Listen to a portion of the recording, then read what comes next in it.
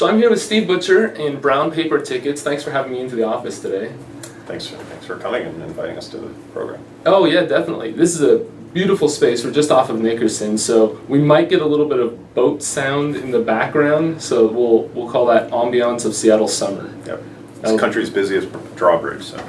Oh, that's amazing. We'll get some pictures of it so people can see it on the profile too. Excellent. Tell me about Brown Paper Tickets. Why do you guys exist, right? Well, we exist to fix the ticketing industry, give back the power to the people that make the events happen, and maybe set free the people who are trying to buy tickets to the events they want to go to. We started actually quite a while ago, back in 2002. So it's a long process, but I think we've had some success. That's excellent. So, when I think of the ticketing industry, I think of a pretty large giant out there, right? What was your plan and how did you become successful in an industry that's so dominated? Well, the great thing is everybody in the world already had a list of the things that were wrong with the ticket industry. All we had to do was fix them. So we took that list and we went down and tried to decide which ones were feasible, which ones could we do and still stay profitable, and which ones were worth fixing. And it turns out we could fix them all, deliver it all at a reasonable price, and do well and have fun with it.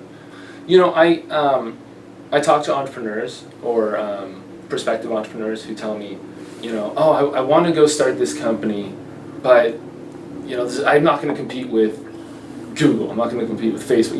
Whoever the 500-pound gorilla is in their industry, right? Mm-hmm. What advice would you have for somebody who wants to start a company in an industry that is dominated? Well, first off, you have a handful of advantages that are amazing. As soon as somebody gets to the top of an industry, historically, they take advantage of the situation and they end up having excesses. There's usually a lot of fat to trim, and they go into defensive mode. They lose their ability to innovate. So, for us, we use a business model called not just for profit.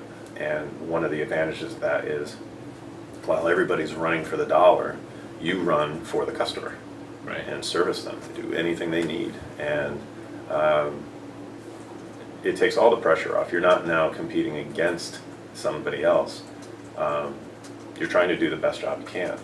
And if you look at the models out there, like Facebook and Google, Microsoft, even Apple,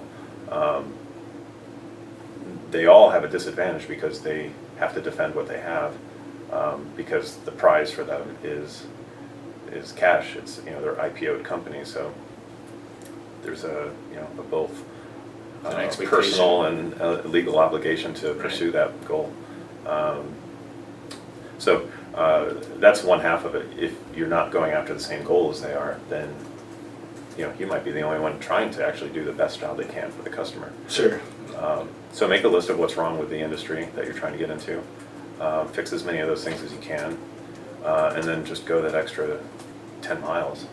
Do whatever you can for them. When we came along, we said anybody can have ticketing services, sure. Professional ticketing services.